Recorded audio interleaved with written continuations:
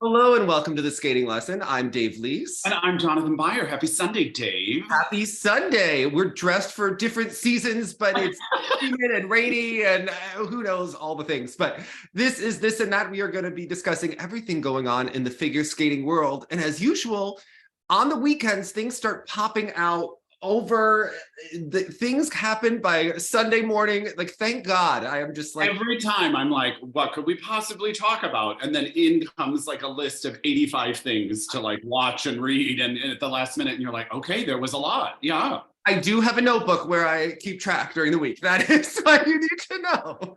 So yeah, it's the same. Like, I'll be like working and I'll see something.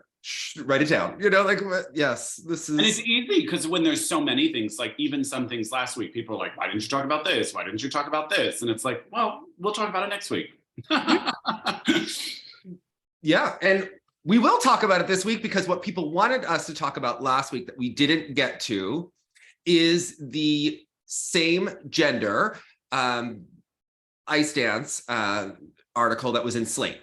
And right. This is featuring mostly interviews with Gabriella Papadakis and Madison Hubbell about skating together. Obviously, Skate Canada was the first governing body to allow same gender teams to skate together. And there are really two aspects of this. Obviously, it all circles back to trans athletes and the controversy there.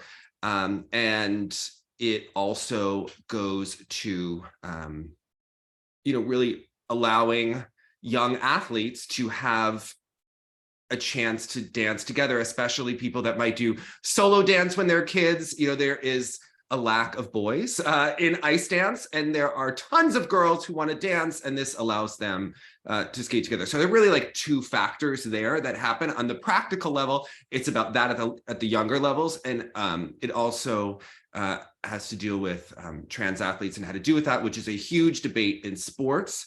I'll just say one thing. I actually talked to Christine Brennan about it because I don't know about you, I don't feel that I know all of the information and all of the sports and all of the nuances of allowing trans athletes. I know that it's an insult that is hurled back and forth, and I want trans athletes to have a place to compete. I think that they absolutely should belong in sports. The rules and the legalities about that are so complicated. And sport by sport becomes so vastly different. Yeah. Yeah, and this has been going on for a while. Obviously, people always bring up East Germany gave their athletes so many steroids that things started to change, right? There has been a lot of issues. Remember Caster Semyonova running, I think I butchered that name, sorry, around 2009, 2010, around that time period. I remember that was a big story, I believe a sprinter. But now we're seeing, they're talking about it in figure skating. And Julien just made a transphobic remark that Adam should have been able to transition to be more competitive, right? And that was a slur and a slight. So you could see how this happens. And there are many people that are supportive of trans people and trans rights that don't necessarily know what the rules should be for sports. Different sports have to deal with whether or not, and it's not so much, the controversy isn't really about someone who is assigned female at birth to compete against men. That's not really seen as an advantage, right? It's always typically someone that was assigned male at birth who transitions is at an unfair advantage against women. Women's sports has been a protected class, Title IX, obviously, and that becomes, a whole other topic. Then when you deal with Madison Hubbell and Gabriella Papadakis skating together, well, that just goes to straight how you feel about representation of same sex. But these are all the different nuances there, and I hope I didn't misspeak or mischaracterize anything that I said. There are different rules in different sports about when someone goes through puberty and what age, and how do you measure that? I don't know. I am not. That is. Jonathan, I'm not smart enough to handle that. Quite frankly, it's a minefield that sometimes, even with the best of intentions, the discussion can go horribly wrong by accident about it as well. I mean, I was interested. Because I actually talked to Christine about it, and I said, well, I know, like, if I were to compete against women, right, I am a man.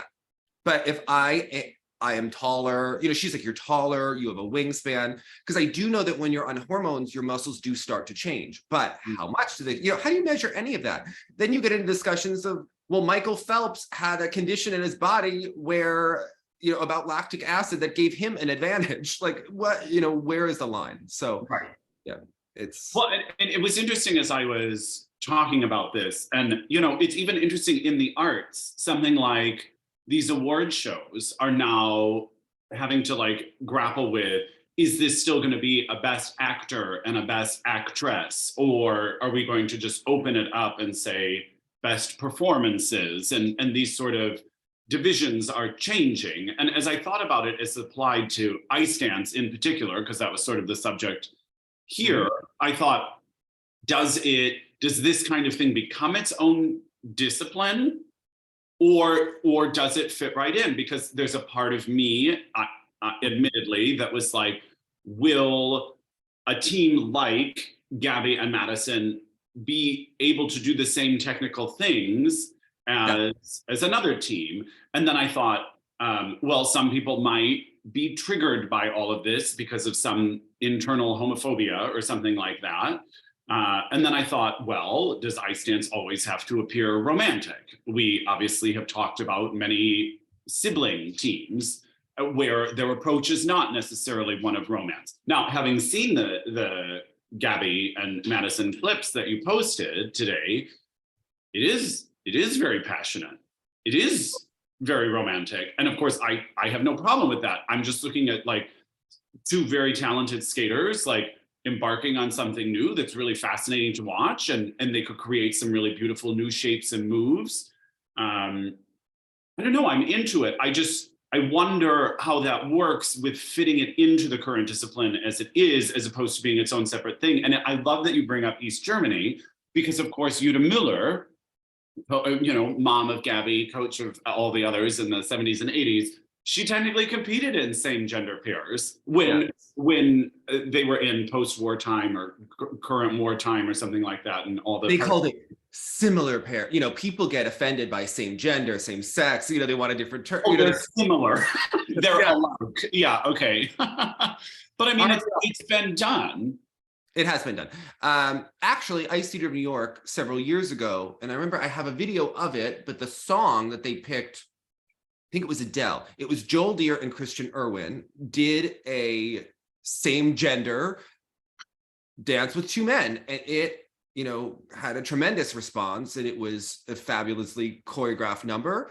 And it wound up, you know, doing well, but I think because of the song, you know, having copyright, I don't know that it got the traction that it would have. I see. I think it was and it is dance. Like, again, so there's, as always with skating, there's like this sport discussion and there's this art performance discussion. But isn't that always the discussion, right? Like the Shibutanis, the Duchenne, like we've seen it, right? The Shibutanis always use the argument, well, you know, we are brother and sister. We don't, you know, people have issues with that, which is a legitimate argument, but we have seen brother and sisters that, you know, have done things differently. They've also maybe looked less alike, or they've not cared. I mean, remember, Tiffany Stiegler and Johnny Stiegler skated to Romeo and Juliet, and Tiffany acted it, okay? And yeah, she really did, okay? 1999, Skate Canada, go on the new Tony Wheeler channel. Tiffany, my fabulous dating friend. I really manifested becoming friends with her. Love her so much. Would cheat for her in any discipline. She acted out Romeo and Juliet.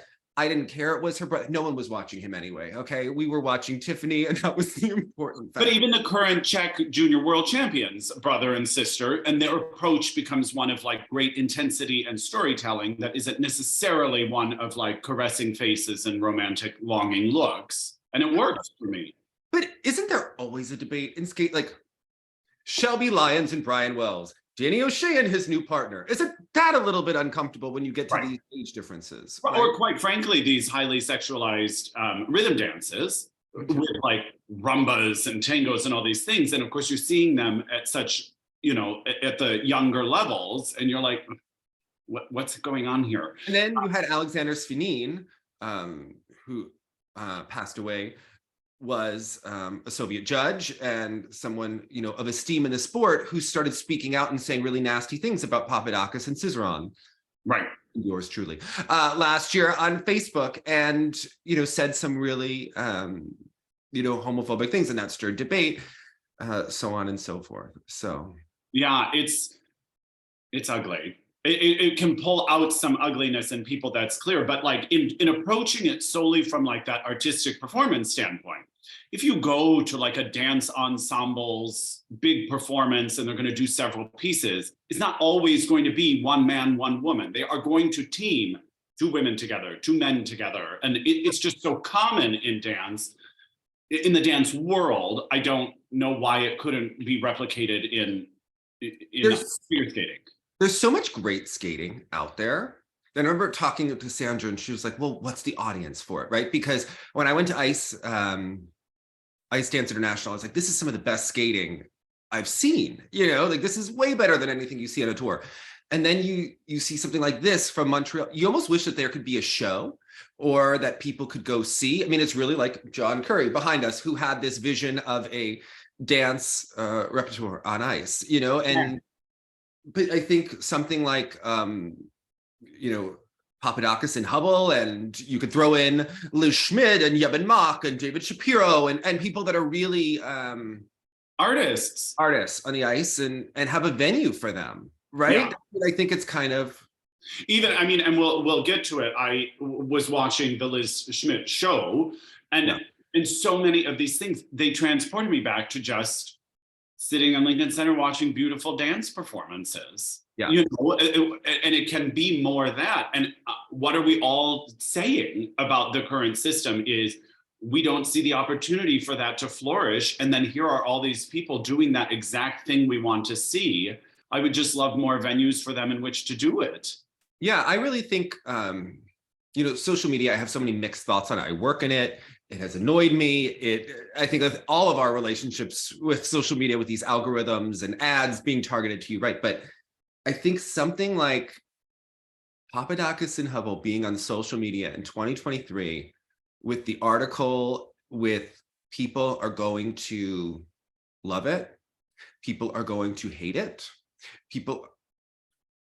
I know. Hello. I know. All that's going to do is boosted in these algorithms, and more people are going to see it. And I hope that they get opportunities to perform. And yeah, I think Val Condos always said that when she tried to choreograph, she said that the best art forces you to have an opinion. You could love it, you could hate it. Correct. I agree. It has to provoke. It has to induce feelings and thoughts, good or bad. It's just designed to challenge. Yeah. This is challenging, right? Yeah. I love that they're skating to Fiona Apple. Like there was so many. Also, like when Madison was doing some of those things, Gabby's lovely. Mm-hmm. Gabby's a wonderful, beautiful skater, obviously. To see how big her patterns still are and all of this sort of stuff, and watch them learn as she becomes the lifter. Like there's something very cool about this to me. Yeah. To me, it needs to be like on a 60 Minutes or 2020. Like there could really go. A little web, like a docu-series. So I would love to follow this journey. Yeah. Both in how they're creating, how they're learning to do it, what they're experiencing in terms of feedback from the public and inside of the sport. Like it really intrigues me what this journey is. And then of course, then they gave that little teaser about Lambiel wanting to skate with Guillaume. And I was like, do it. Do it. I want to see that, right? Yeah. Who's more languid? Who has more finesse, right? But the other thing that I thought is that, Guillaume is choreographed for other teams and continues to and work with other skaters. This to me had such a feeling of a Papadakis and Cizeron program. And we don't know that much background information, but it looked like Madison and Gabby choreographed it themselves. And it made me think, maybe they should be choreographing together for other teams. They really have a very unique aesthetic and point of view. And I think you could see the elements that Gabby really brought to her partnership, right? Yeah. And I think Guillaume has such wonderful lines and a languid skating quality. And you could just see that there's like this feeling and substance that Gabby brings to a piece that is fabulous and packaging and modern and current. And I really liked it. I thought it was interesting. I wanted to see more of it, you know? Yes. Yeah. And I don't know, how wonderful that they can all just like hang out at the ice dance, and one's coaching, one's getting a program. They're all just skating together and and creating magic just almost on a whim, you know? Yeah. I loved it. I loved it. And I would totally watch it. Yeah. I hope they perform. I hope they're invited to perform in shows, places. Yeah. Yeah. Listen, you put a saint, if they, you know, rehearse this number and it becomes a thing, and they're invited to perform places, you can also use it as a marketing tool. You can also use that as, come watch these people together. There will be people that will come to want to see them exclusively. Yes. Yes. Yeah. Especially if it gets some buzz behind it. And depends, you know, which show producer wants to do that, but that becomes a thing, and that's interesting. I don't know. I really liked it, and I wanted to see more of them choreographing together because I thought it just was good. It was. Yeah. And the potential for the different kinds of things that can be done. It's exciting. I mean, ice dance has been doing well as a discipline, in my opinion. But, you know, we have the go-to moves. We've got the go-to lifts. And this may require some variety within that. And that's what I am always most interested to see. Not just in that article, Sean Rutstadt, who leads the Ice Dance Technical Committee, said that the ISU is looking to be part of it. I thought it was interesting that Weaver asked the question. Will Weaver do something? You know, she has access to lots of skaters and choreographers with Ice Theater of New York. Listen, she's a choreographer herself. So, and I saw, you know, there's a beautiful piece that Alyssa Cisney did with Senya, who was in beautiful skater, yeah. And it was a number, they actually didn't originate it. It was something that was sort of like mirror skating for a point, because Spiegel, right? Yeah. And it was Benoit had choreographed it, but they then did their version of it for Ice Dance International. It's another, you know, wonderful performance. So yeah, I mean, this was more two women skating and hold, and I was into it. I was into it. You know, it's as interesting and fascinating as anything else in skating, which is a reflection of society and life. So whatever. I'm intrigued to see more, you know. Whether it's an advantage or not with lifts, well, I thought from a artistic point of view, fantastic. So yeah, it was done. Not weak. No, but it was done with sincerity, and that's why. But I see even in just like the edges when like Gabby would sort of climb up and then she was holding, I see great potential in what they could do with lifts and spins. Yeah. So I just was curious, will the ISU pursue it as a part of ice dance, or will they view it as a discipline that runs alongside it? I don't know. I imagine it's something more that they would allow rather, but who knows, right? I don't know about another discipline. Yeah. Okay. They're still trying to figure out when the solo dance competitions are this summer. So I don't know if they're adding disciplines and what's happening. And I mean, what you run the risk of course, is the small-minded that cannot see past whatever their own issue may be with seeing two people of a gender doing a program like that, is how do the judges handle it? If they come from a federation that thinks this is nonsense, I mean, I would imagine it's going to be a road ahead for to select the right judges then, that won't try to mark it down just out of principle. Of course, there'll be judges that would, and that would continue to make skating more fascinating, right? I mean, we've been intrigued by this. Fair. When has skating ever been fair? What is this ever? It's what keeps us watching. People have talked about like if What if Keegan Messing skated with Bruno Massot? Would that be an advantage? Yeah, the same way as if Bruno Massot skated with anyone. Rika Kihira or someone, right? Like, yeah, that would be an advantage. Also, what's Rika doing? Does anyone know? Is she skating? Is she with Tracy? Is she at that cricket club thing with Yuzu, where Yuzu was doing Ina Bowers with Bowers, yeah. Right? I thought we weren't allowed to film at the cricket club when Yuzu was there, but now we were. I was intrigued by all of it. I loved it. Loved to see him in the Edge class with Tracy. Yeah, I love anytime we just get a glimpse of Tracy. You know, once a week. We just need that vibe. Yeah. Yeah. It's got like a cozy, safe vibe to it, that place, it seems. Yes. And Sandra making another appearance. You know, Sandra's like, you know, Dave, I really don't know about, you know, the music and the rules don't allow the phrasing. You know, it's like Sandra. She's right. They need Sandra on the phone with like the ISU to fix the rules. Just like fix the rules for singles and pairs to allow more phrasing for Sandra. Let her do her work. But to that point, as we've talked about in the past, where some of the right people are not on those panels, sort of creating those guidelines and sort of driving the sport in certain directions, why is there not a choreographer like her on that panel? Why is there a choreographer like Lori Nickel not helping explain the limitations of some of their rules and things they can change that would help the actual programs themselves? Think about how many projects Sandra's been involved with that have been crowd appealing. Yes. TV to Carmen on Ice, to Battle of the Blades, to the Boitano Vit Tour, to Stars on Ice, to everything that she does, right? So, you know, she choreographed for a women's competitor. Yes, right? she did. Yeah. Also for Ryan Boitano, his Olympics. Currently.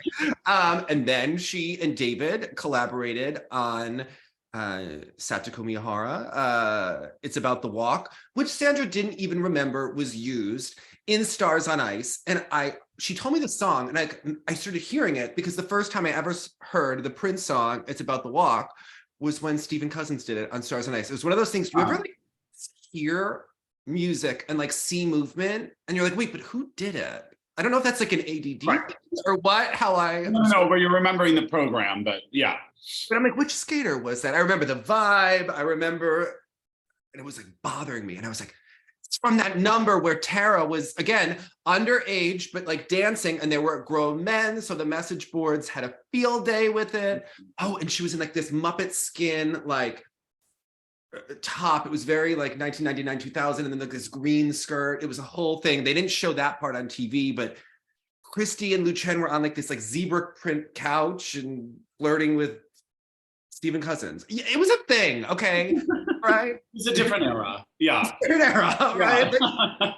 Yeah. It's about the walk, okay? Really? Yeah, yeah. I love getting into music that was a little bit before my time, but that you explore and learn. Yeah, yeah.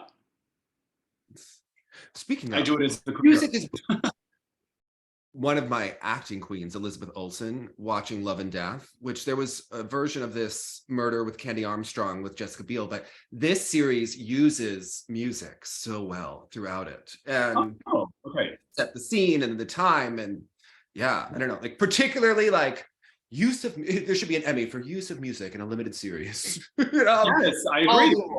Yeah. Yeah, it can make or break it. Yes, so I don't know. I could just watch any interview with Elizabeth Olsen. I'm like, yes, you are so smart. Yes.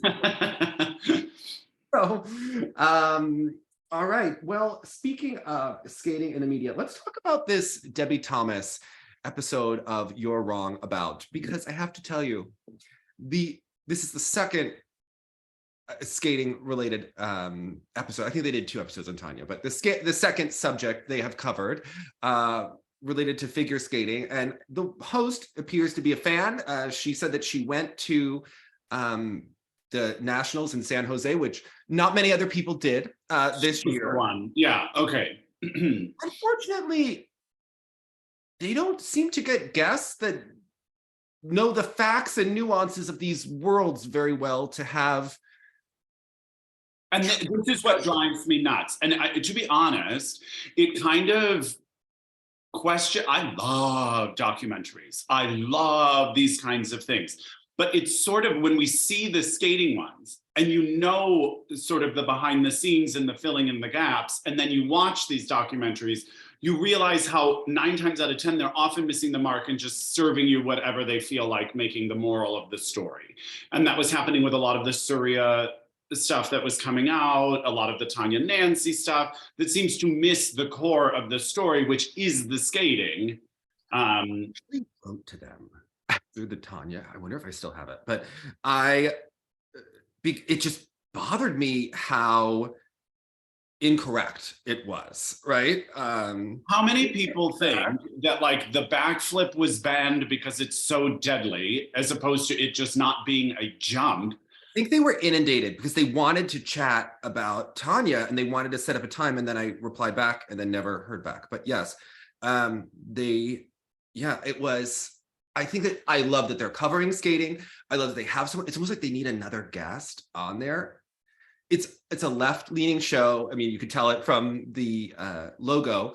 I think that they're having a really great discussion about race, but I think if they knew someone that knew skating a little bit better for those episodes, because this person admittedly like knew about Debi Thomas, but didn't know about Debi Thomas that well. And I think this was more about what Debi Thomas meant for this columnist as a person of color, but some of the facts were loose. And as someone that knows the story of Debi Thomas, it made me really annoyed. There was one part where they were talking about a sequin costume sexualizing a Black body, where true, however, sequin costumes perhaps sexualize any body in skating, right? And then there's the whole notion of, well, Debi was competing against Katarina Bitt, who was also in trouble for her costume with the feathers in 19... or rather lack of, And she said, but Debi's program just had so many more triples than Katarina. She only did 4. And I thought, and how many triples do you think Debi was attempting? Yeah, Debi did go for a triple toe, which was huge, but didn't do it. Well, 2 foot, but how many other triples did you think Debi was competing? She didn't have a flip or a Lutz. Like, it's just like the facts are not there, but it sounds great. You know, it sounds like a wonderful liberal fantasy to have your coffee, put on NPR after and listen to, only that the facts were not there. I mean, I have a ton of questions about Debi Thomas that I thought, like, at the Olympics, one thing I think is interesting about Debi, if you go back to that time, is that she never really talked about race in those interviews. And it almost seemed like a deliberate decision. But it had to have applied pressure to her, right? It had to have They had to have been aware of it. But when you speak to Debi, she always wants to dismiss all of that, right? Like and obviously that's not her fault. And that's from being a part of a marginalized group in society and in skating and trying to overcome that. I do get the sense that skating almost like would have wanted to benefit from potential public. Was skating exploiting her as the first Black figure skating star while not necessarily always promoting her, right? Because they brought up that she didn't have as many endorsements. Now, a lot of that happened because she didn't skate a good free skate at the Olympics, right? Debi nailed, would the sponsors have come? We don't know. I wonder. I think it's possible, you know, for that time, for being a groundbreaker, but we don't know. Would other people who bombed in their free skate get more endorsements because they were white? Nancy Kerrigan skated terribly in the free skate in really terribly, right? Where you could kind of see how Tanya could be annoyed, where she skated horribly at the 92 Worlds in the free, right? To get her silver medal. Got tons of endorsements because of her look, actually was getting more endorsements than Kristi Yamaguchi, who won the gold because she was Japanese, with that sentiment. Again, I just think that they could be having more informed discussions that are more interesting. And of greater depth in some ways. Yeah. Because I think, how much better did Debi have to be, and when did people get on board? Because she wasn't just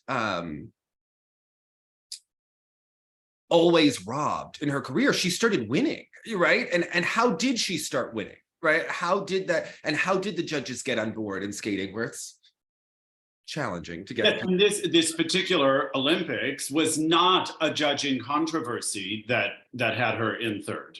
It was her own performance that had her there, and was world champion. I mean, I don't know if it's because the story for Debbie took a turn later on that was a little messier, but we championed Surya, and very little is ever spoken about Debbie.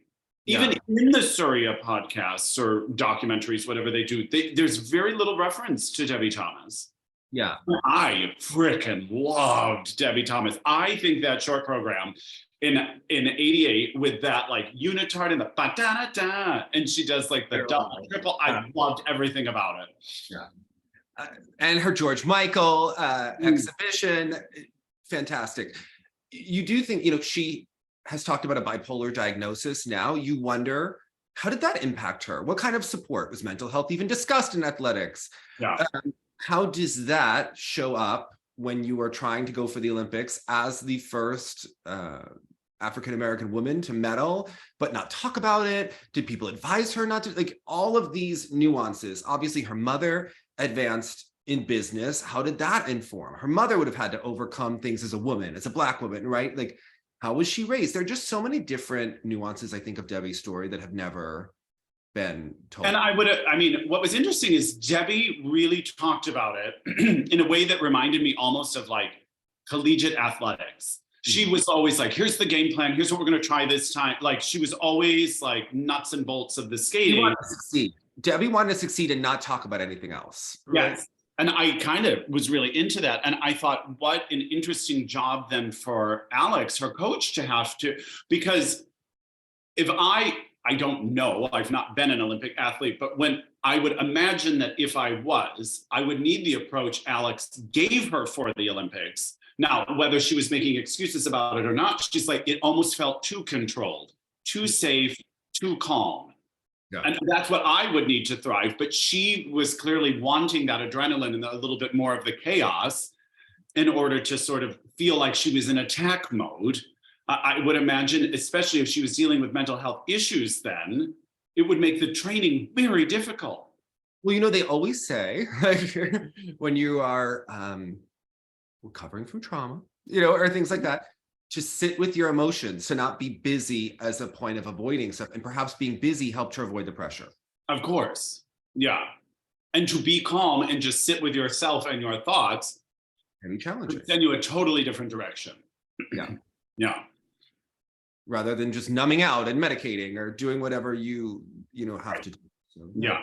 I don't know. I have a lot of empathy for what she went through, and each time you hear about it, I think would love to know more, but I think people don't really want to talk about it. That's an aspect of skating that they don't really want to get into, even though, you know, people, right. So and it's interesting because she could have stood to inherit the lot during that boom of the professional era, but she was really already. She had moved on to medical school and things like that. Yeah. And she could have come back. She could have come back, but she didn't. And it would have been such easy money, especially during that time. And she was still such a name and a force and all these sorts of things. But also, as we've talked about the people that transition out of the sport now, I mean, again, there's such limited opportunities. But she transitioned when there were a lot of opportunities, but she had a tough relationship with the sport at that point. I understand needing to be away from it. Maybe it wasn't stimulating for her at that point. I think burnout was a huge aspect of this. I mean, she did lose her last competition to Katerina, who stood in the ice into the Louis Armstrong number. I mean, oh my God. But I mean, it was also fabulous. At the same time, I think as a competitor, you would want to bang your head against the wall.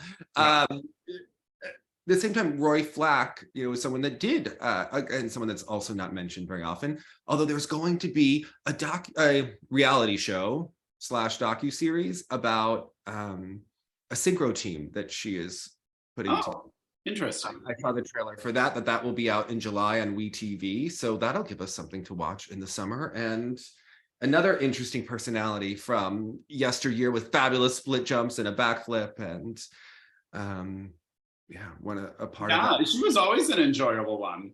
Yeah. And supposedly, one of my favorite like pop singers from like a while back was Roberta Flack. And I think it says in her Wikipedia, like, they're like quasi-related somehow, which only made her more amazing to me. Okay. Yeah. All right. Yeah. Well, what did you think of this Alena Kostornaia interview that was this week? This is definitely getting some comments in the Russian press. I don't think that she told us anything that was honestly that surprising. She told us that her broken arm prevented her from being able to compete at Russian nationals, and that Eteri and Dr. Shevetsky contacted the federation and withdrew her because it was a no-go. But then Eteri later said, oh, she could have skated, right? Well, I think we all thought that, right? Like, and at the same point, and I'm not criticizing Alena, I'm criticizing the press that's covering this, like, she said something really wrong, which perhaps in Russian society, you can't say anything about Eteri, right? But I think she told us the sky was blue, rather, right? But I think it's controversial. It maybe will prevent her from certain opportunities, or they think journalists there have remarked that they think that she has poor character, that she won't want to work hard enough to get things. And this is always a red flag to me. This is the same thing when we were told Marin Honda is lazy, Kostornaia is lazy. We have seen these athletes. We know the systems they are in. I find it hard to believe that they are any version of a regular human being's definition of lazy. Listen, there was a lot of innuendo that Kostornaia was being groomed by a coach that is currently publicly posting that he's with another young skater in Russia, another former Team Tutberidze skater. So there's that element to this entire story. So I don't know, I have a lot of compassion for Kostornaia for this misbranding and things that I think went crazy at the peak of her career, right? And then when people have this fire, the need to break them down, I just don't get it. And that seems to be very much the system in place. And then it's funny, all of these articles seem to come out, again, like you're saying. Go on Sergei Rizanov's Instagram, see what he posts openly, and then ask yourself questions about her career. And, is she lazy? Is she, like, what is happening? What was getting in the middle of all of this? Right. Right. I mean, again, nothing sounded surprising to me. I didn't think this was as scandalous as it seemed to be received, because all of it just seemed things we knew. Yeah. And we heard from other athletes very similar things about the injuries, about the weigh-ins, about all this sort of stuff. The conveyor belts that she too. Yeah. But also, I'm intrigued in who wants to bring all this up. This was supposed to be sort of about her going into pairs, and yet it still like always devolves into this same narrative. Because I think even though the press uses her for ratings, I think they do know the truth underneath. It's the same thing they always ask Evgenia Medvedeva about losing the Olympics. Like, there's something there that the press wants to pull at. And it's like each time they give us a little nuance or a little, but they never tell us the whole thing. Of course, right. Yeah. But I think it's like, it's one of those fascinating things. And obviously with Kostornaia, the World Championships were canceled at the peak of her career because of COVID. How would that have changed her life? She was also injured going into those championships. But I'm really interested to see what happens with her in pairs, if she will keep continuing. Could they skate for another country? I mean, why not? It's very unlikely that they could break into the top few teams in Russian pairs that are doing triple, half loop, triple, and they have so much experience and competitive prowess that I wonder, why not put Kostornaia at, like, on the Hungarian team or Italian team or whatever country needs there for the Olympics, because this is someone of talent and I want to see her there. 100%. However, speaking of Hungary, I need your help in understanding what exactly is happening there. There's a lot of controversy around Gergen Vardanyan, the head of the federation. There's a lot of corruption charges. His ex-wife has a job in the federation. Gergen has been very ambitious for Hungarian skating, and he first raised, there are, obviously there's abusive coaching, favoring of a former skater, Julia Sebastian, who is a coach there. Many argue that you have to be with her if you want to get to the top. They argue that in a lot of federations, but maybe it's a smaller federation, so it's more obvious, right? But they started really raising red flags when they started importing Russians. Balázs Nagy, the American pair skater, represented Hungary, and a Russian partner was brought in for him, right? That she competed at the World Championships this year with another former Russian partner, or another Russian partner that's now Hungarian, right? And they have imported them in dance, so much so, but the boy is from Ukraine. Remember, he had the Ukraine tattoo. He was brought in. So it's almost like a federation for hire, right? Where different skaters are being brought in. And he's under investigation. There were a lot of articles in Hungary about this. Well, I remember when the big Julia Sebastian articles came out about the physical abuse, about the emotional abuse, about the kids having panic attacks, like all this sort of stuff. And then it kind of didn't go anywhere. It didn't go anywhere. It was, because there were different skaters, and then it kind of died. And now it's heating up again. And I think a lot of questions, are being asked, especially with Russia being banned. They were already bringing in skaters from Russia before they were banned, right? But now that Russia is banned, right, they brought in skaters from the Angels of Plushenka for the men, right? They brought in two brothers and pushed out a Hungarian skater. They were, they had a Russian skater that was pushing out a skater, I believe, that used to skate with Julia Sebastian and then didn't. And she is now perhaps switching countries, and there was Vivienne, and that was a controversy. Then you look at the dance team. It's becoming like the third string of Russia is the Hungarian team at the Olympics. It's also the Georgian team at the Olympics, right? I mean, it's really becoming ridiculous. And the rules for a Hungarian, it's interesting because not only does Hungary import skaters from Russia, right? They have them train with Russian coaches. So it starts to look like, so Hungary is getting money from the government through the Hungarian Federation, and then giving that money out because it's cheaper to train these skaters in Russia, right? It's cheaper for them. Their dance team trains with Zhuk and Svenin. Those are the same as the former coaches of Stepanov and Bukin, right? They are maybe the 5th, 6th, 7th priority dance team in that school, but do they benefit from, obviously the training, but then also from the political pull of, but it starts to look like you're funneling money, right? It's everyone taking a cut, right?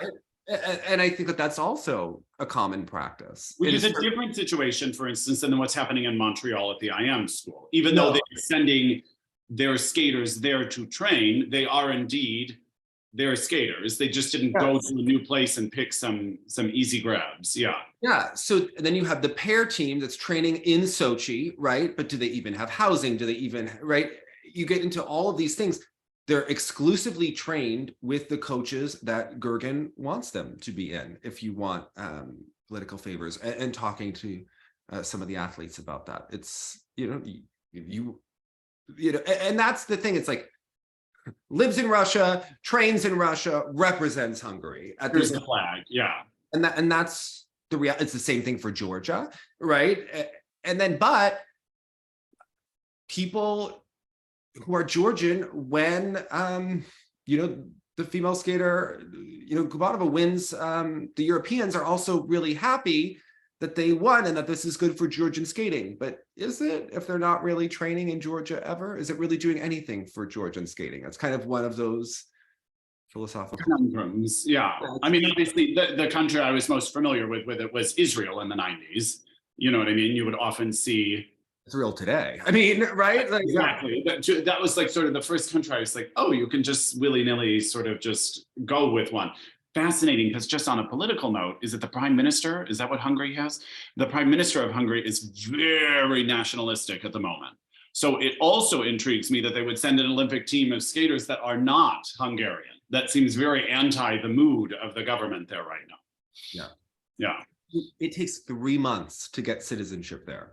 So Kostornaia wanted to represent Hungary, it would take 3 months. Get citizenship. Okay. In the US, it could take 7-8 years, right?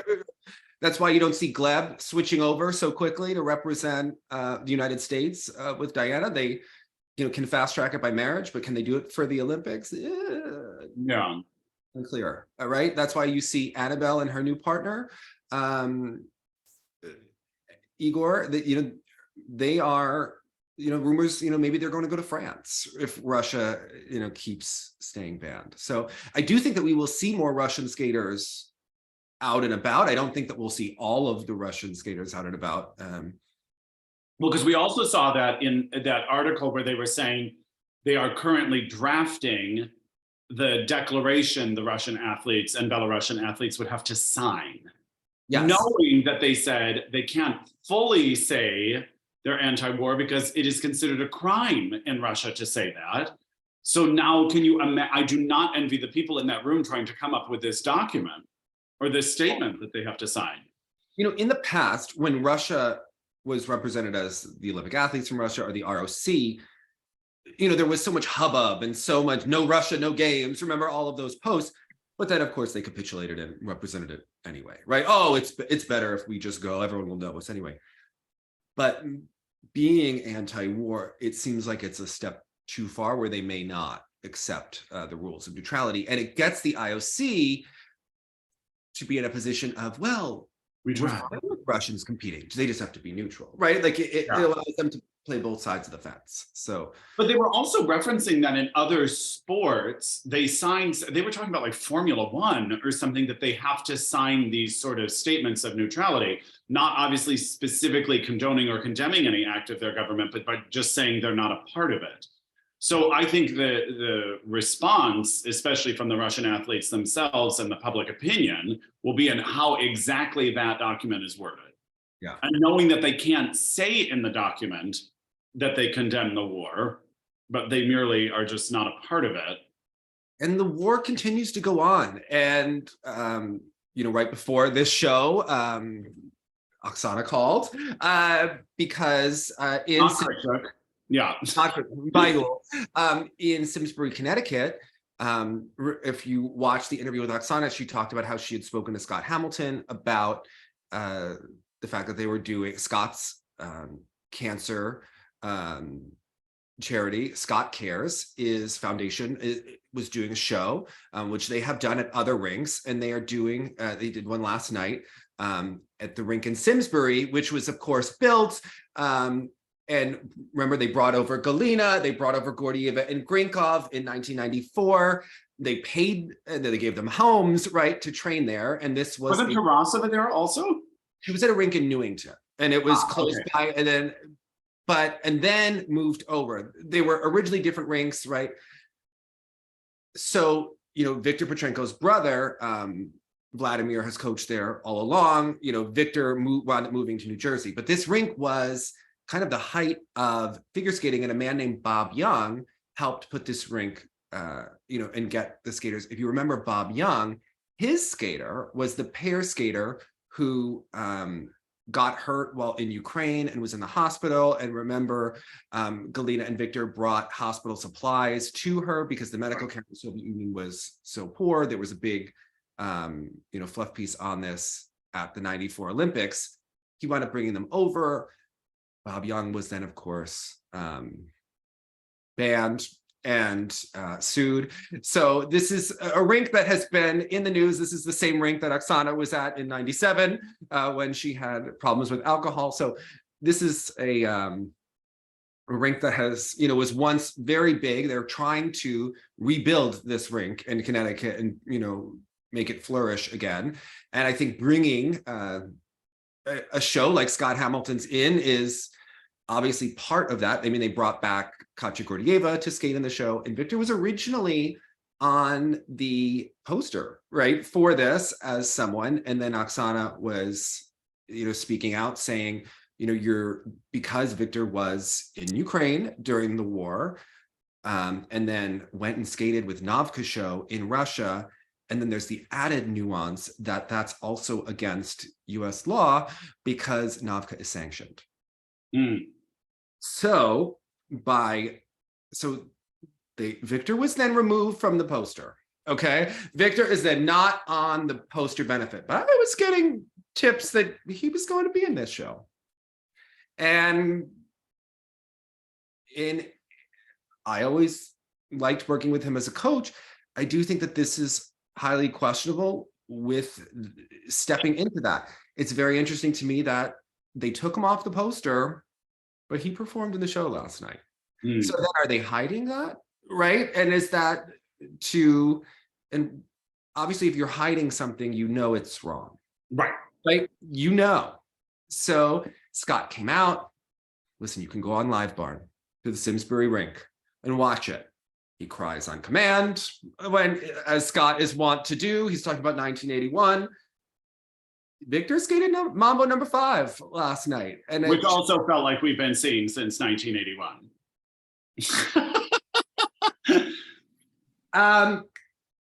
To me, it's a bigger that they took him off the poster, but then had him skate. Yeah. And it's like having it both ways, but then also hiding it. And then that's a character situation, right? And yes, you're raising money for cancer. That's wonderful. But then it's also getting mired in. And him skating or not skating was not going to affect the fundraising capabilities. Do you know what I mean? Like, it's not like, oh, we would take him off, but now we're not going to raise as much money for cancer research. His participation was not directly related to that. So it would have seemed like an easy choice. I think it's clear Scott is a non-confrontational kind of guy. He doesn't like when things get... Well, he does like to also play the moral authority. Read his book, Landing It. He was very against Debi Thomas's attitude, and he takes credit for turning her attitude around. Really, this book is before he found Jesus. So if you... It's snarky. It's very snarky. He outs people. He tells you about every Scott vote. Like, it is blunt. It is very different from the Scott that we see today, except that he's the moral authority on everything, and they call him the skate god in the background. But he's also very snarky against Queen Dorothy Hamill. Also snarky against Nancy Kerrigan in the back. Like, that book, I'm telling you, you need to read it and take notes about the number of people that he goes out against. But it has the image of Scott as the god, which also with the cancer benefit. It really is a really well-written book. Great book. One of the great books about skating. Yeah, but it does provide a different sort of like tattletale shaming. And you're like, wait a second, he's living at the wagon wheel and he's influenced by all these guys. Which one of these people would wind up being banned?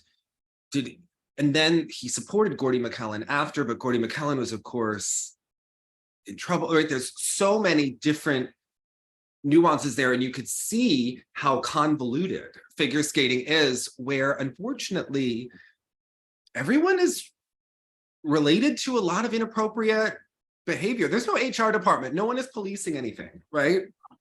Yeah. I think one of the most interesting things is, so this week it was announced that Mitch Moyer is basically retiring and becoming an advisor, and Justin Dillon is serving as the Mitch Moyer role as the director of high performance for the athletes, right? In charge of the Olympic team. Now for good, or he's doing it until they find someone else? No, like Justin has that job. Yeah, okay. But there's been talk for a long time about this has been in the works and who was going to replace then Justin. And so Kelsey Parker was replaced there. Now, nepotism hires are a big discussion in Hollywood, right? Who has Kelsey Parker coached that's been successful? Who has Kelsey taught a single axel to? But we know that Kelsey's mom, Lori, and by the way, how many single axles has she taught? These are real questions, okay? I just want to know what her resume is for this job, right? But what we do know that her mom is Lori Parker, the judge, the Olympic judge. Wait a second. So is her mom still able to judge if Kelsey's the high performance director who is potentially in charge of assignments? And then we find out that Kelsey's husband, Leif, who skated with Morgan Matthews, is going to be assisting Tammy Gamble. So wait a second. You could have a Tammy skater, right, with cheetah jumps, up for an international assignment, but, maybe not, arguably, maybe there's a better skater in New Jersey or in Virginia or in Pennsylvania, right? Is she going to get a favorable nod because Kelsey knows, well, my husband, works on the coaching staff that they are with, right? Of course. And then if they're competing nationally, can Kelsey's mother potentially score them favorably? And get the fact that not only is Lori a judge, but her two first cousins are as well, right? So, yeah. There were skaters who had information, because that's problem one, right? That I see with this. Problem two is that Kelsey was very vocal when John Coughlin committed suicide. In a direct way in some moments. Now, Kelsey was coming from grief, right? However, was extremely anti-safe sport. And a part of that group that was posting on social media there. So much so that I alerted USFS about this situation in 2019. Okay. What you said to me, not the problem here. Right. Okay.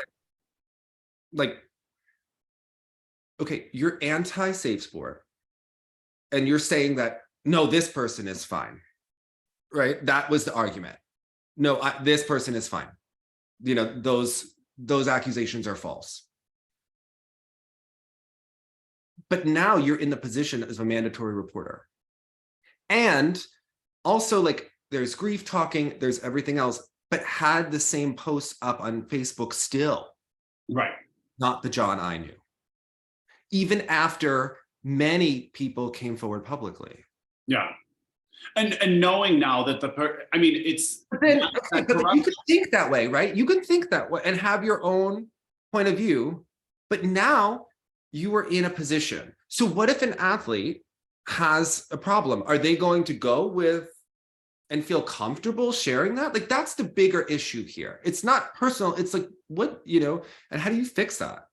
Yeah, not a believer of victims is what this person has promoted. Mm-hmm. And if you're now a victim or have been a victim and seen that, and now that's the person in your face, it looks ugly. And then how is that person going to be judged? It's a judge sport. We're not running against a clock. Right. So those are kind of the bigger.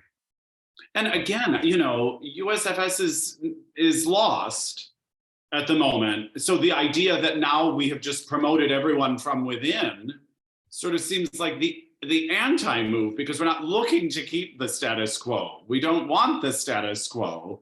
I thought it was so interesting that the person that worked at events for USFS is moving to the Skating Club of Boston to work events, probably for much more money, right? And probably are the events at the Skating Club, is the Skating Club of Boston going to have its act together much more than US figure skating? And isn't that a problem? Obviously, the Skating Club of Boston is going to run the World Championship, so they may have wanted that person there to help further this. But why doesn't US figure skating have a better staff? I was thinking of the fact that Karen Chen just competed in solo dance in collegiate skating. Now, there are some people that say, isn't that weird that an Olympian is going for, well, she didn't compete in women's singles, right? Right. It's a new discipline. Yeah. So she did a new discipline. And she competed against David Shapiro, who's another fabulous skater. Why isn't US Figure Skating putting those videos on their social media? That's a story. That's something like Papadakis and Hubbell that's going to help grow interest, everything. Participation in collegiate skating, participation in solo dance, interest in figure skating from anyone in Karen Chen's hometown that knows Karen Chen, also interest from Cornell. They're just missing these opportunities. And not living in a world. Also, David Shapiro's a fabulous. Why aren't they putting his video up? You talk about artistic skaters that could break through the noise. Right. This organization, like, it's so antiquated and it's so rigid and it's so stuck in its ways without realizing its ways are why it's declining. Yeah. That's tough. I love the article about the Graham, the Graham family and the Lori Reed Parker, right? Talking about the ties in skating.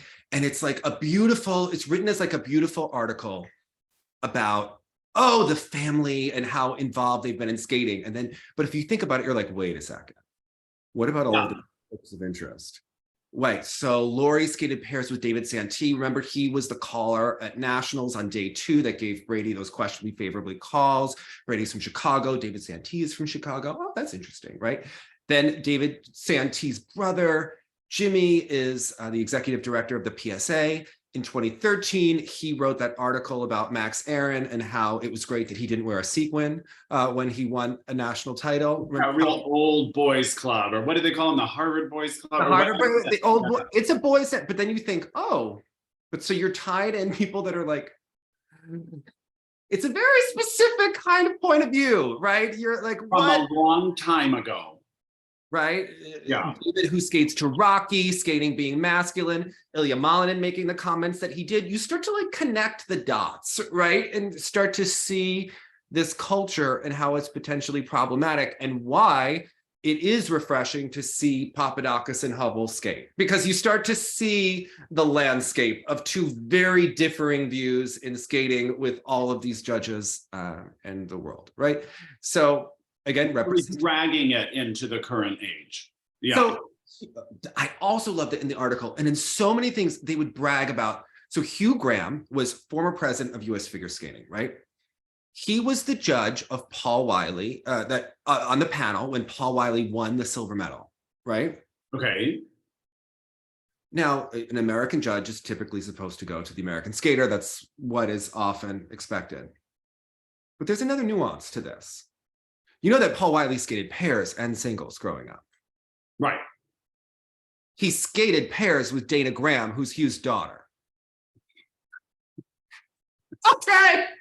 All right. Remember when that rhythmic gymnast, Alena Kostornaia, her mother was like the judge of her on TV? Like, think of that. Okay. Right. And they, again, US figure skating packages this is a beautiful full circle moment. And you're like, what? Yeah. Except you have to Google Hugh Graham, which someone pointed this out on Twitter, because this was in a Phil Hirsch article that was fascinating. Hugh Graham, now we have David Santee, remember, skating to Rocky, brother Jimmy says it's great without sequin, skated with Lori Parker. Well, Hugh Graham is Lori's uncle, right? What is Hugh Graham famous for as figure skating president? Saying that we shouldn't put flowers in the kiss and cry and shouldn't hand men flowers on the podium because it could be perceived as feminine. Yes, John. That's what you're worried about. That's what you're worried about. Yeah. I'm just gonna like let it know, I'm like, what that, it's feeling very red to me, is all I'm saying, right? Like, it's just, that's the culture of skating. So now we have Ilya Malinin, by the way, he's doing sensitivity training. Okay. I'll bring the whole organization with you then. Yes, and also sensitivity training. Have you? Come on, we've like gone through those prompts for like every like new like teaching post I have. You got to do this. I mean, it's such a farce. When I've just had to say that at a company I've worked for, I've had to do a sensitivity training where the giraffe talks to the elephant, who talks to the lion about what it's like being different in their point of view. Like, yeah. Right concept, but that was a real swing and a miss. Then, when George Floyd happened, the company had listening sessions, which I think companies felt like they needed to do something. Well, there were listening sessions, which were anonymous, and so you know everyone's voice, and home, and they had like 90 people on a call to talk about what the situation is at work. You could not believe what was said on those calls in every direction. Okay. But people, they were feeling comfortable just expressing. It was I don't know that the sensitivity training was super effective, but good for him for apologizing. He's a kid. Yeah. But he's a part of a system. He's a part of a system that is inherently what the F. Okay, like this. Yeah. Jonathan, I will not give you flowers in the kiss and cry or on the podium because I think it might be perceived as. I didn't even play on that. You can Google it. All right. Yeah. You know what? I'll put the link to the article in the description box. I will put the Hubbell, the article from Slate in the description box. I post everything on the TSL Facebook, so you can see in between. I'll post a link to the Kostornaia interview, okay? What about, speaking of things that you were posting, talk to me about some of those new ISU rules. Well, the big one is the pre-rotation. Now, there was talk that they were going to do different things with the GOE of elements that doesn't seem to have been approved. But there's going to finally be deductions for poor takeoffs. So remember the channel Kula King? She must be loving this. And all of them. Yes, is she still active? I mean, that was like, she was on fire for a while there. I keep thinking, like, what is going to grow the sport? What is going to grow the sport? Remember, Mao and Yuna, they had two exceptional talents of the same age, similar ability, that competed together forever. I mean, it was a marriage made in heaven because their countries also had political enmity for years. Well, think about it. You now have the #1 and the #2 skaters in the world, Japan, Korea, again, in both women's and men's. If anything can boost this, it is like a merit, it's colliding, right? And think about the skater. Everyone is thinking about the pre-rotation rule. What quad does Shoma Uno, besides the quad loop, what does he use as his advantage in the short program? I love Shoma. I love Shoma, but there are two major issues with his quad flip. There's the fact that he does a swizzle, like we're in Learn to Skate, Snowplow Sam. And he has the whole blade takeoff where he's essentially doing a quad loop instead of a quad flip, plus the landing. There are enough deductions there that could be like a fall on the element if they want to take them now. Also, all the Eteri skaters. Well, that's the thing. So do they constitute the full blade assist as a poor takeoff? Written rules. Vanessa Riley would say yes. Saint Vanessa Riley, I think she's living, but you know, she is saying absolutely. She's still wearing Alex Fadea's pants. All right. I will also link to Vanessa Riley and her infamous judging that montage here. That Alex Fadea pants situation will always be my favorite. But she was always full of amazing zingers. But oh my goodness. Yeah. But does it because I thought when this full blade assist came up, like I was asking a couple of like coaches and technical people about it, and they were like, no, it's considered like bad taste, but it's not technically. Oh, it's bad. Yeah. Okay. Listen, Joseph Sababchik said no. The king of jumping, he was Yeah. Right? Yeah. Well, and then of course, is this where they take it out on Maurice's? Also, I have to say, Joseph Sababchik, like a great guy who also says, like asking, oh, you can compete at adult nationals, you can do that, like very encouraging guy. So cares about the sport, yeah. Big fan. He broke down Boyang Jin, Anna Sherbakova's quad lust. He was not a fan of the full blade assist. He was not for that. And yes, this is where you deduct for Maurice. They would have to decide if they're going to deduct for the toe or the sow, which one. But yeah, this is where, and you know what? If you're going to micromanage when someone takes off, when someone lands, yes, you should deduct the takeoff. Now, one thing that people don't understand is that there is natural pre-rotation to every jump. And that's the thing. So many people will see that thing on like an axle or something like that, but that is required to launch you up. A sow, you are required to have an element of pre-rotation. It gets sticky when you start to do these poor techniques, right? And the full blade assist and that is, whew. Yeah. fascinating. The debates, can Kula King come out of retirement? Because I am so interested now. What does that do between Shoma and Junhwa Cha? Two wonderful skaters, very artistic. But if I was Shoma, I would maybe take out the quad flip. And because it's supposed to start when? Immediately? Yeah, it would be for next fall. Come on. Everyone in skating is going to hone in on you and that jump. And every judge is going to know that they can deduct that if they want to. And did they specify, like, for instances we know about, like the quarter turn, if it's at the quarter, if it's under the quarter, like all this, and then ISU? No, of course it's vague, like everything else in the ISU, right? Remember, Belinda was very angry about the writing of the rules, and she's correct. But yeah, listen, have Belinda. Remember, she even says at Worlds, everyone knows about Shoma's flip. She used those words, okay? And you just, for those you love, you make excuses. Listen, all we know to get skating, to get articles about skating, and to get skating through the noise, we just need a controversial call where Shoma and June are 1 and 2. June gets the silver. Shoma is judged favorably. You have people hone in on that quad flip, maybe at like a Grand Prix final. Oh my God, by Worlds, we could really have like countries invested in this, okay? It was interesting, like when they first— Listen, US figure skating is doing nothing to market, so we need a little controversy.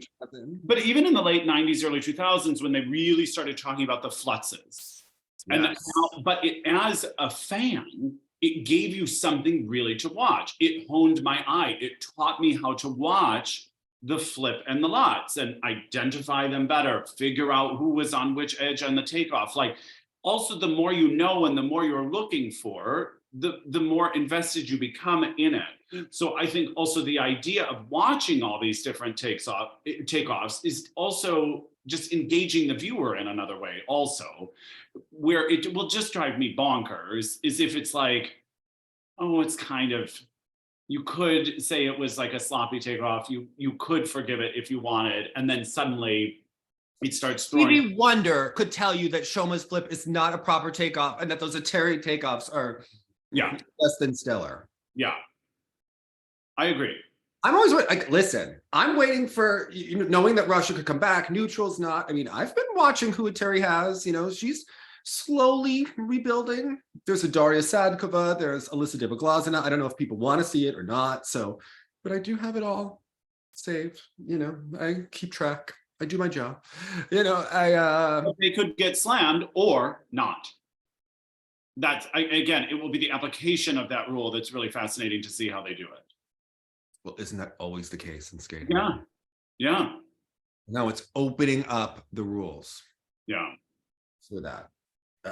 Listen, I think you have to take it. I mean, again, to me, of all the problems, pre-rotation was not on like my top 3 things I was hoping they would change, but it will be interesting to see what happens with it. If you were going to deduct and you are going to focus on whether something is on the quarter, on the third, why does that part of the jump matter, but not at the start? Yeah.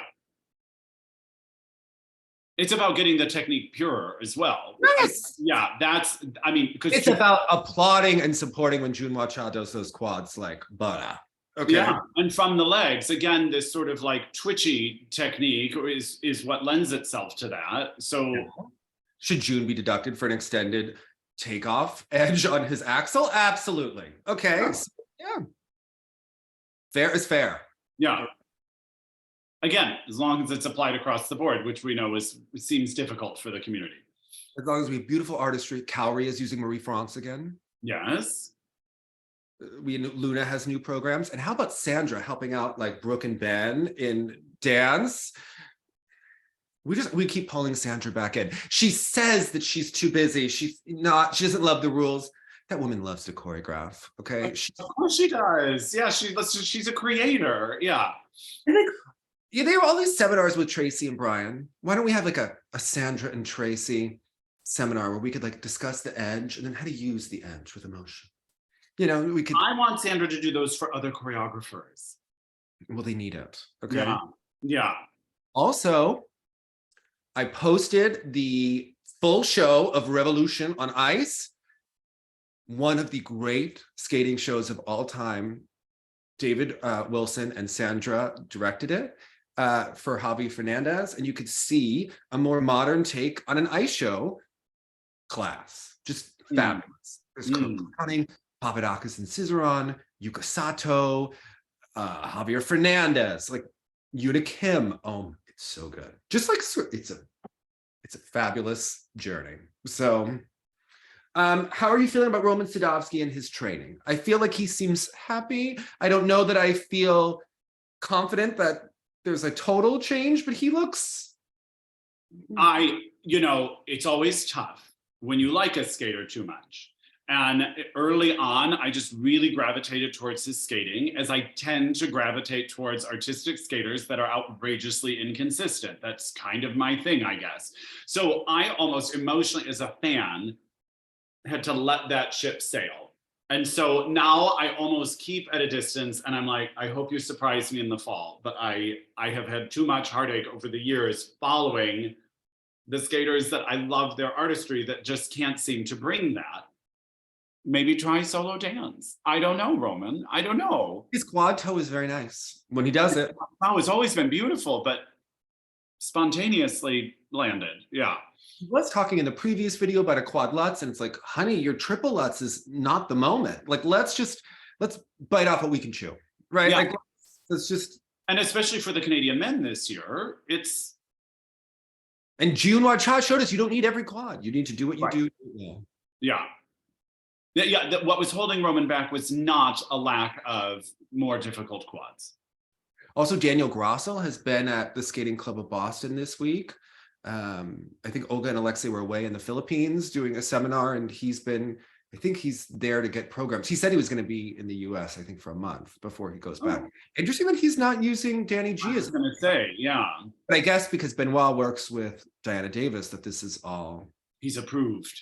Yeah. So. Interesting.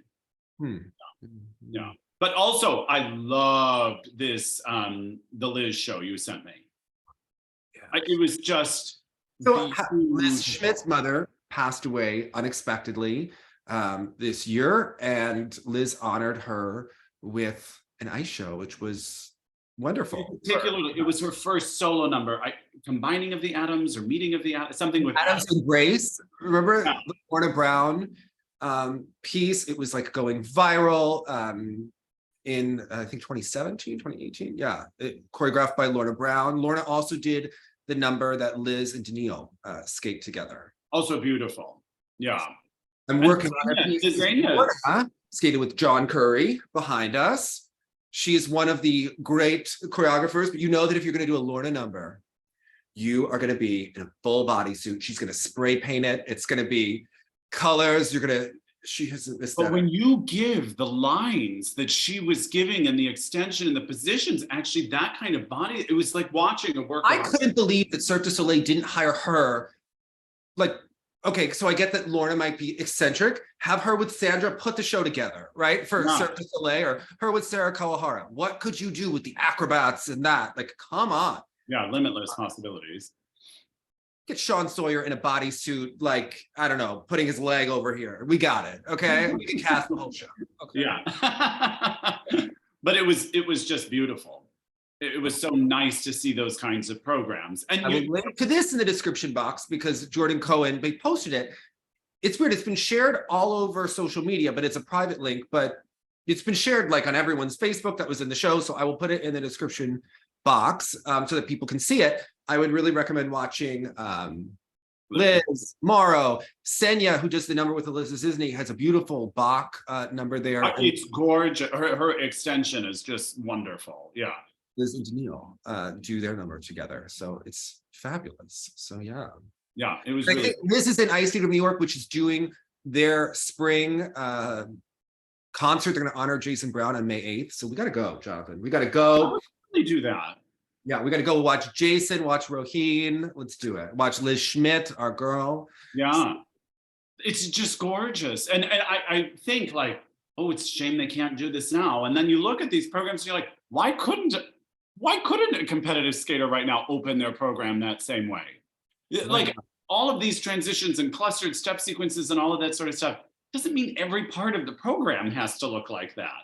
You just saw these like huge opening edges and just positions, and you're like, that's what I love the most. And Liz was taught by Beta Handra, who's also worked with Liz Schmidt. I'll post that performance too. There was one that she did in Rockefeller Center, just fantastic. So just all like, it'll make your Sunday so good. You'll be like, I love those elitist queens on the skating lesson. They are really getting the most. Okay.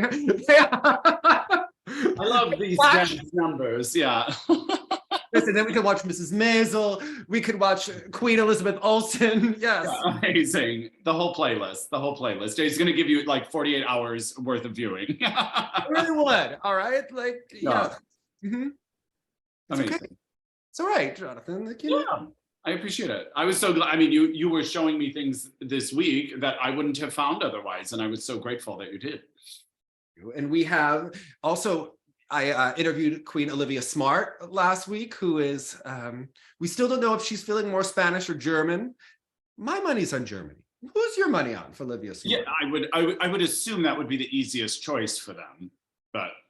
So, also, I've been working on a video that I'm going to post soon, but I sent my skating clips to some, because I always post on my Instagram like skating clips every day. So remember when Renee was on, she was talking about that she had seen them. So I sent some videos to Renee, and then she gave me some exercises to do. Alyssa Cisney gave me some tips on my spin, and Kurt appears. And Yuka Sato gave me some exercises to work on. And yes, you showed me the Yuka one. It was amazing. Yeah. I'm gonna compile that together when they're ready, because those queens, you know, we try to, you find yourself like, oh, let's fix this, let's fix this. Yeah, amazing. You know, I'm as critical on myself, if not more, than anyone else, John. That's what people don't realize sometimes. Yeah, anything we subject to other people is tenfold inside. Yeah. They have no idea. Like, it is, yeah. So it's okay. We're working on it. So yeah. So it was an eventful week in skating. And also good news is that Todd Sand is out of. I saw you posted that. That's great news. After 8 weeks, was that what it was? Yeah. Yeah. So all right. I feel like we have so many things to put in the description box. I'm trying to remember everything so that people can do it. Yeah. Get set when we don't explain who Gabriella Papadakis is. If you're a new viewer, well, now you can learn. All right. Yeah. So this Google is it. Google it. And enjoy the things you will find. Yeah. Joy. All right. Hold an edge of the sex. Bye.